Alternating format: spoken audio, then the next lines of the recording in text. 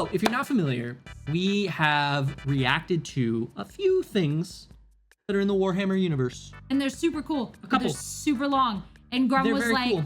I'm gonna make this a little easier for them. Yes, the most recent one we reacted to was from one of our amazing patrons, Grum. He had us react to Nurgle, the Plague God. Yeah, he was dope. And that was 28 minutes long of heavy exposition. Yes.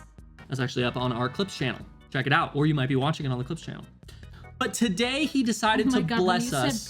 But your lips went. But like that. Yeah. But today he spared us and gave us something that is a lot shorter. This is Warhammer 40k lore in a minute. And so the cool thing about this. So question. Yes. Why don't you just before stream get all the links up on the YouTube? Because this is actually part of the video. Oh. Because this is like, people are like, oh, he's pulling stuff up. That means they have a list of amazing things. So many, I want to get on that list. It's like, I don't think that's what psychological. I don't think that's psychological. But that's okay. And I end up cutting it out in the clip anyways. But it makes me feel better. Okay. And plus, it's all about the delivery. Okay. When you pull it up. Okay. Enter. Okay. Oh my God. So before we get into this, let's try to explain what we think of the Warhammer 40k lore as people who have only experienced it I don't wanna. 2 ways. I don't wanna. Through Secret Level, the Amazon show, and through Astartes. I think it's just intergalactic battle with heaven and hell and gods. There are gods. I think it is the genesis of all great modern galactic wars, such as Helldivers, heavily inspired by Warhammer. All right, let's take a look. I like mine better, but that's okay. Let's watch. This is lore in a minute. About a minute. Our story begins with a godlike being of immense power known only as the Emperor, uniting the warring factions of Earth and embarking on the Great Crusade to reunite all of mankind's lost colonies. He did this by creating 20 legions of post-human genetically engineered badasses known as Space Marines, each with an even more ridiculously OP Primarch to lead them. Well, unfortunately, the 4 gods of chaos, who weren't really into that sort of thing, intervened and scattered the Primarchs across the universe while still in their infancy. Rather than by this, the Emperor led the legions across the galaxy, reclaiming Sorry, I gotta go back. There's gonna be a bit of this, because it's fast. He created the Space Marines, but then what were these guys in the back? Each with their own more ridiculously OP Primarch. Each with an even more ridiculously OP Primarch to lead them. So the Primarchs are like the squad leaders? Yeah. Okay, and they're even more OP. Got it. So was that guy from And He Shall Know No Fear, the Secret Level one? Yeah.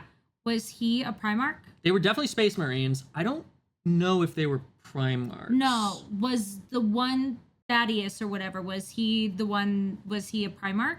Thaddeus, is that because he's I don't fucking remember his Thaddeus? name. No, he was a basic Space Marine. God damn! Who the fuck are the Primarchs? Titus was just a basic ass Space Marine? Oh, Titus. That's crazy. You call him Thaddeus. He was kind of daddy. Fortunately, the 4 gods of chaos, who weren't really into that sort of thing, intervened and scattered the Primarchs across the universe while still in their infancy. Okay, what does that mean? The Primarchs across the universe while they were still in their infancy. How could the Primarchs still be in their infancy? What's going on there? Primarchs are basically demigods, he said. They were still in their infancy? They were still children? They went out? Scattered by the gods of chaos? That's got to be, Nurgle's got to be one of them. Yeah.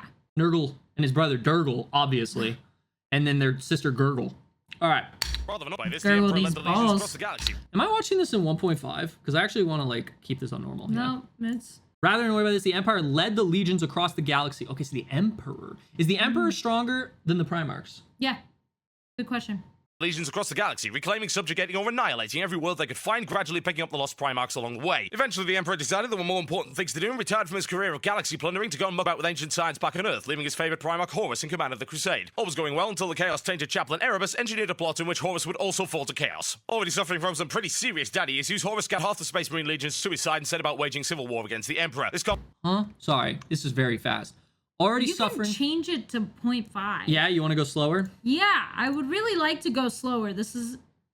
Already 0.75? No, 2.5. No, 0.5 might be a little too slow. We'll try this.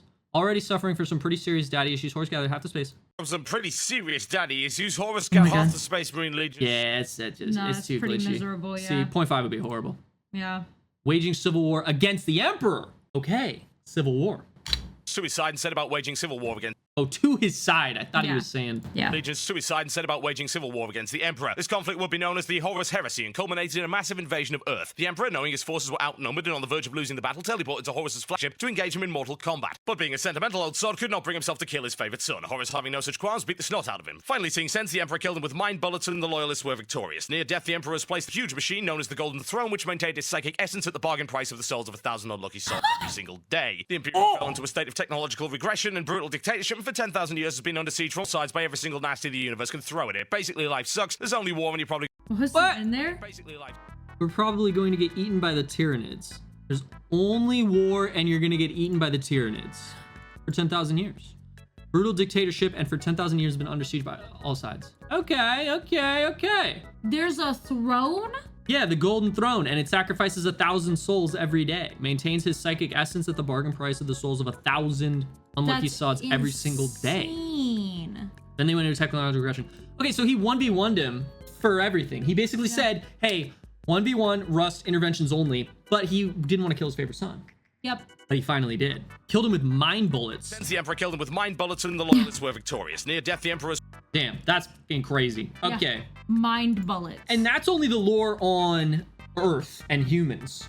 And we already know there's like a ton of lore. Well, yeah, he's like the Emperor of humans, right? That's what it said.